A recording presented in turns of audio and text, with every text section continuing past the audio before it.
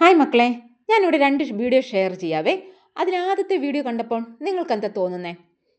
ടീച്ചറിന് ആദ്യത്തെ വീഡിയോ കണ്ടപ്പോൾ തോന്നിയത് ഒരു വെക്കിളി പിടിച്ച ഒരു പശുക്കിടാവ് കിടന്നുകൊണ്ട് ഓടുകയാണെന്നാണ് തോന്നിയത്.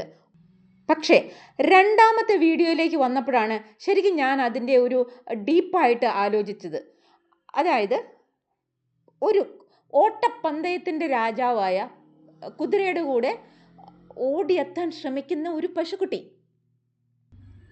ഒരു അമേസിങ് കോൺസെപ്റ്റാണിത്. നിങ്ങൾക്ക് ഇതിൽ കൂടുതൽ നല്ലൊരു വീഡിയോ കാണിക്കാൻ എനിക്കില്ല. നോക്കൂ മക്കളെ, ഇവിടെ ഈ പശുക്കുട്ടിയുടെ ഫ്രണ്ട്സ് തീർച്ചയായിട്ടും ആ കുതിരകളാണ്. അതുകൊണ്ടാണ് ആ പശുക്കുട്ടി ആ കുതിരകൾ ഓടുന്ന പോലെയും ചാടുന്ന പോലെയും ആ ഒരു രീതിയിലെല്ലാം ആ ഒരു ബോഡി ലാംഗ്വേജ് കണ്ടോ നിങ്ങൾ? ആ പശുക്കുട്ടിയുടെ ഒരു ബോഡി ലാംഗ്വേജ് പശുക്കുട്ടിയുടേതാണോ? അല്ല, ഒരു കുതിരക്കുട്ടിയുടെ ബോഡി ലാംഗ്വേജ് അല്ലേ? അങ്ങനെ ആ കുതിരക്കുട്ടിയെ പോലെ അത് ഇമിറ്റേറ്റ് ചെയ്യുകയാണ്. ആ അമ്മ പശു പോലും ആദ്യത്തെ വീഡിയോയിൽ നോക്കിക്കുക, അമ്മ പശു പോലും പേടിച്ച് മാറി നിൽക്കുകയാണ് അല്ലേ? അപ്പോൾ നിങ്ങളുടെ ഫാമിലി ബാക്ക്ഗ്രൗണ്ടോ അല്ല നിങ്ങളെ സക്സസ്സിലേക്ക് നയിക്കുന്നത്. നിങ്ങളുടെ ഉറച്ച mind set, consistency, smart work, ഇതെല്ലാമാണ് നിങ്ങളെ ഉന്നത വിജയത്തിലേക്ക് എത്തിക്കുന്നത്. നിങ്ങളുടെ ചിന്തകളാണ് നിങ്ങളുടെ സക്സസ് തീരുമാനിക്കുന്നത്. കൂടാതെ നിങ്ങളുടെ ഫ്രണ്ട്സ് നെറ്റ്വർക്ക്, നിങ്ങളുടെ നല്ല ഫ്രണ്ട്സ്, നല്ല മനുഷ്യരുമായിട്ട് ഇൻട്രാക്ഷൻ ഉണ്ടായിരിക്കണം. ലൈഫിൽ ഉന്നത വിജയം വേണമെന്ന് ആഗ്രഹിക്കുന്ന, നല്ല മൈൻഡ് സെറ്റുള്ള, പോസിറ്റീവായിട്ട് ചിന്തിക്കുന്ന, നല്ല വൈബുള്ള, നിങ്ങളെ പ്രോത്സാഹിപ്പിക്കുന്ന നല്ല വൈബുള്ള കൂട്ടുകാരായിരിക്കണം നിങ്ങൾക്കുണ്ടായിരിക്കേണ്ടത്.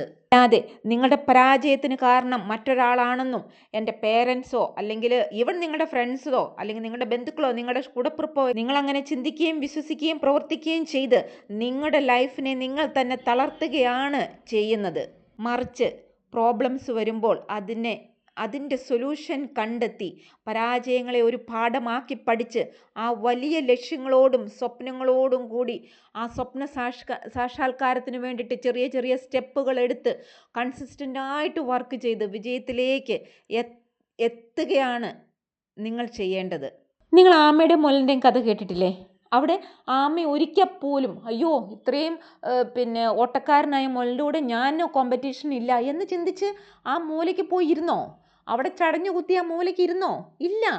ആമ ചെറിയ ചെറിയ സ്റ്റെപ്പുകൾ വെച്ച് അവൻ്റെ ഉന്നതമായ ആ ഒരു ലക്ഷ്യത്തിലേക്ക് അവൻ എത്തിച്ചേർന്നു അല്ലേ? എങ്ങനെയാണ് എത്തിച്ചേർന്നത്? അവിടെ കൺസിസ്റ്റൻ്റായിട്ട് ആമ വർക്ക് ചെയ്തുകൊണ്ട് മാത്രമാണ്. എന്നെക്കൊണ്ട് പറ്റില്ലേ, ഐ കാണ്ട് ഡു എന്ന് പറഞ്ഞിട്ടിരുന്നില്ല. യെസ്, നിങ്ങൾ വിചാരിക്കണം ഐ ക്യാൻ ഡു. നമ്മൾക്ക് നോ എന്നുള്ളൊരു ഓപ്ഷൻ ഇല്ല നമ്മുടെ ജീവിതത്തിൽ. അതുകൊണ്ട് എനിക്ക് എന്തുമാകും, എൻ്റെ മൈൻഡ് പവറിനെ ഉപയോഗിച്ച് എനിക്ക് ഉന്നത വിജയം നേടാൻ സാധിക്കുമെന്ന് നിങ്ങൾ തീരുമാനിച്ചാൽ അത് നിങ്ങൾക്ക് നേടാൻ സാധിക്കും. ഇപ്പോൾ തീരുമാനിക്കുക, ഈ നിമിഷം. നാളെയല്ല, അടുത്ത വർഷമല്ല, അടുത്ത മാസമല്ല, ഇപ്പോൾ. പ്രോക്രാസ്റ്റിനേഷൻ നമുക്ക് വേണ്ട മക്കളെ. ഇപ്പോൾ ഈ നിമിഷം നിങ്ങൾ തീരുമാനിക്കണം, എങ്ങനെയുള്ള ആൾക്കാരുമായിട്ട് ഞാൻ ഫ്രണ്ട്ഷിപ്പ് എടുക്കണം, ഞാൻ എന്ത് കാണണം, എന്ത് കാണരുത്. ഇൻസ്റ്റാ, ഫേസ്ബുക്ക്, യൂട്യൂബ് ഷോർട്സ് എന്താണെങ്കിലും ശരി, എൻ്റെ ഫസ്റ്റ് പ്രയോറിറ്റി എന്താണ്?